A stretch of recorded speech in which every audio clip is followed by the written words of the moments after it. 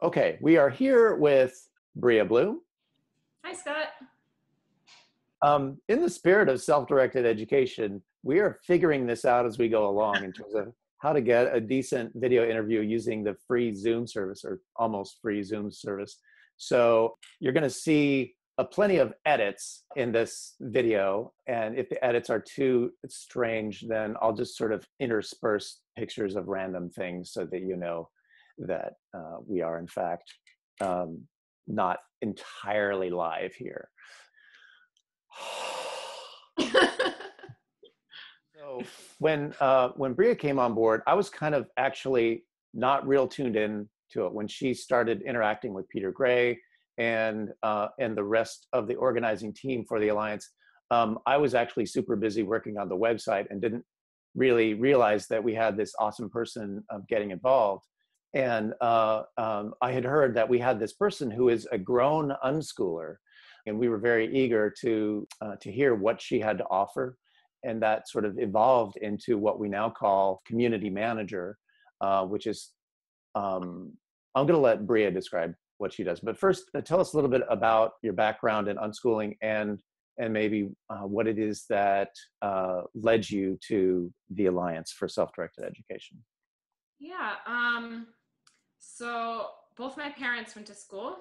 My father absolutely hated it, and then decided he never wanted to send his kids to school. And my mother was a straight A student, but when she met my father, realized how useless her schooling was, basically, and agreed to keep us out of the system.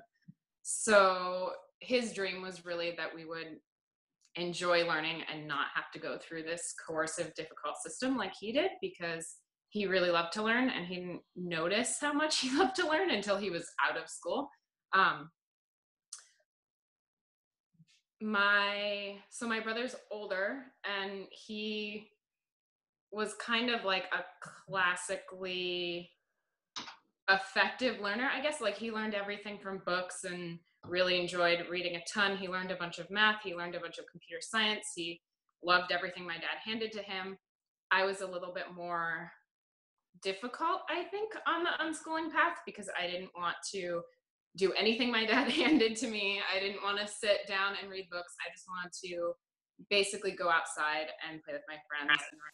So two very different unschooling experiences, both super valid, both ways to learn about the world, but really different and hard, I think, for parents who hadn't really experienced unschooling before. And because this was the 90s, 80s, and 90s, there was even less support for it then. So I think it was a little bit terrifying for them.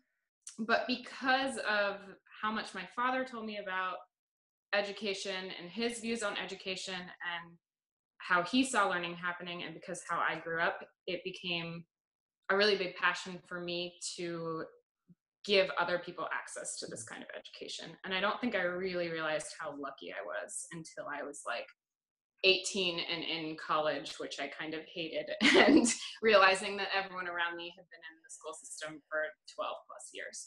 So once I had that realization, I just really wanted to be involved in bringing self-directed education to everyone I possibly could. Say a little bit more about your college experience. A lot of people that are new to self-directed education, they think that it's hard to get into college if you've never been to school. What was that transition like for you? You said that you kind of hated it, but obviously you chose it. We consider it still self-directed education. If you're choosing to do formal education, you certainly can self-direct in that direction. You can self-direct yourself in that direction. Even if you don't like it when you're in it, it's a choice you make to go and to stay. I actually started community college at 16 because in Washington State, you can do that for free. So you can get high schoolers can get high school credits and college credits for free at a community college, which if you do really want to go to college, it's a really good financial route. And for me, it kind of gave me an outlet to figure out, can I do academic courses? Do I want to, without committing to a big college? And surprisingly, grades don't matter. I've been told this all my life, but surprisingly, unschoolers who have done no academic work their entire lives can get great grades if they want to. And I did. So if that's something unschoolers care about, I think they absolutely can do it with no academic training, previous training whatsoever. And what were you studying at community college is just basic, like, prerequisites. I mean, it's just English and math and all the things that you study in high school anyway, and then they just retrain you to learn them. But then when I went to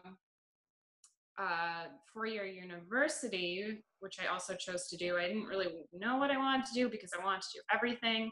And of course, their education department is not anything I want to be a part of, but I wanted to be involved in education. So I just started doing a little bit of everything, and then realized that my school actually had a program you can design yourself. Actually, I knew my school had a program you could design yourself, but when my dad suggested it to me, I said, for once in my life, I want to go to a normal school, so I'm not doing that program. And a year later, I was applying to that program, and he got to say, I told you so, which he liked to say. So then I designed my own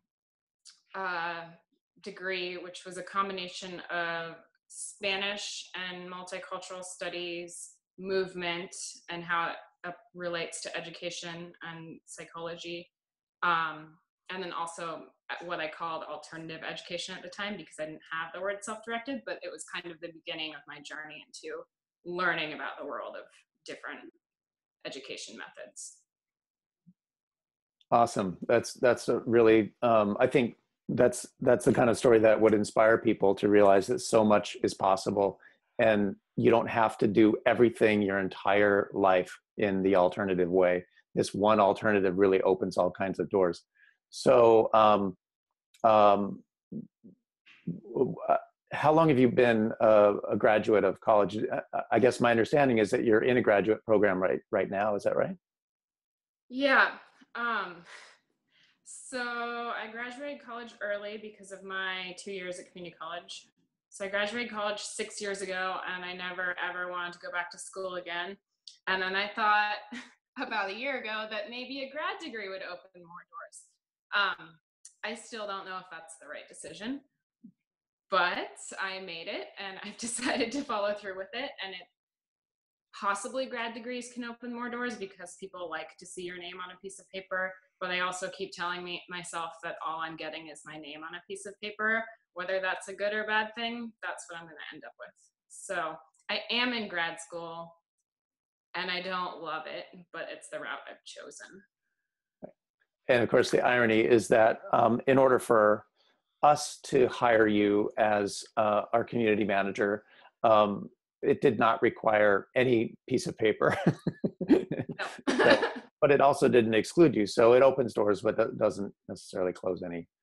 And I also met the professor that recommended Arrow at my grad school, and at Arrow I met Peter. So even if grad school, or not grad school, at my college, even if college doesn't necessarily give you any sort of great information or education, there's still doors it can open.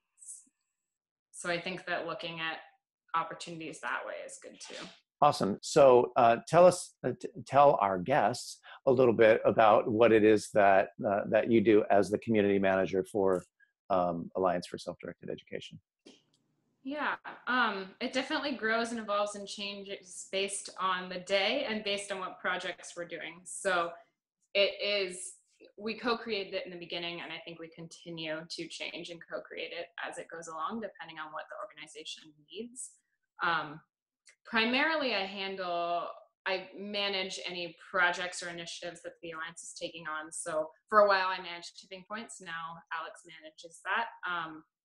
I also help support the formation of local SDE groups, which are SDE-based groups in specific communities where people can get together with like-minded individuals who might be unschooling, who might be part of SDE schools, but really they can look a variety of ways depending on what that community wants. So some people might want to advocate for SDE, some people might want to bring in people who don't know much about it and try and convert them or help them learn more about it.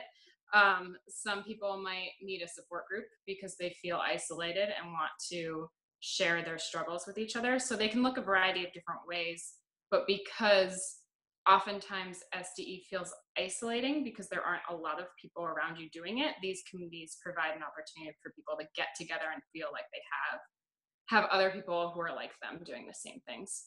So that's a big project that I'm supporting right now. There's a slew of other projects that we're also working on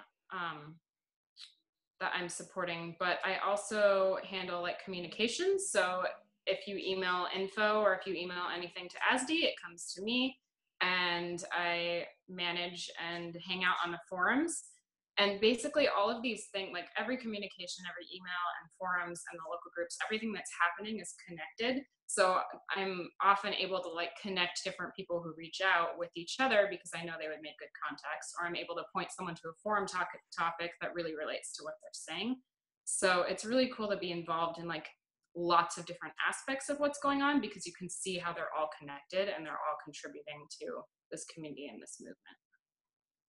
That's awesome. It's a great description, and I just have to say that having you in that role has been really helpful for us in terms of being able to move the organization forward and be more effective and get our to catch our stride as far as wanting to be doing more to advocate this movement and really bolster it wherever we can.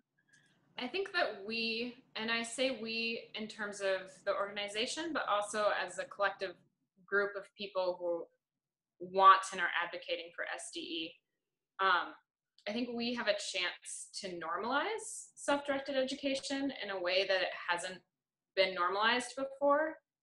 And all of the parts of the organization, or many of the parts of the organization that I see, are coming together in an attempt to normalize it in different ways. So Tipping Point shares people's stories, which helps put faces on the movement and helps show that it can be done, and it can be done happily and successfully, and it's done happily and successfully all the time. Local groups help support people locally, and maybe there's some people there who are curious about it but need support in order to feel really ready to do it. And it's small steps, but I think everything we're doing helps to normalize SDE. And I think in order to actually have more kids be free from conventional schooling and move towards the education we all want to see for the world and for everyone in it, we need to normalize it. It needs to be seen not as radical anymore, but as part of life. So that's my hope. And one specific thing I really want to do towards that is to, and this is telling stories too, but telling stories in a different medium. I want to collect especially grown unschooler stories and tell those, because I think that really helps to show people how happy and successful and real this can be. So that's my personal goal, specific goal, but also for the organization, I just think getting those voices out there and making SDE part of the norm. Well, I'm so excited that we got to share you with the audience and see what's happening behind the scenes. I assume that most people watching this are going to be members or subscribers of the Alliance. But you can also, if you aren't, if you just happened upon this, please do check out our website, self-directed.org. You can sign up for our newsletter. You can become a member. We want you to let us know how you want to get involved. And we want you to help spread the word. Self-directed education, we believe, is the wave of the future. And it's based on trusting children. Imagine that. And acknowledging that it is in our nature to be able to direct our own educational process and not have to have it force-fed. All right, I'm going to edit that one out.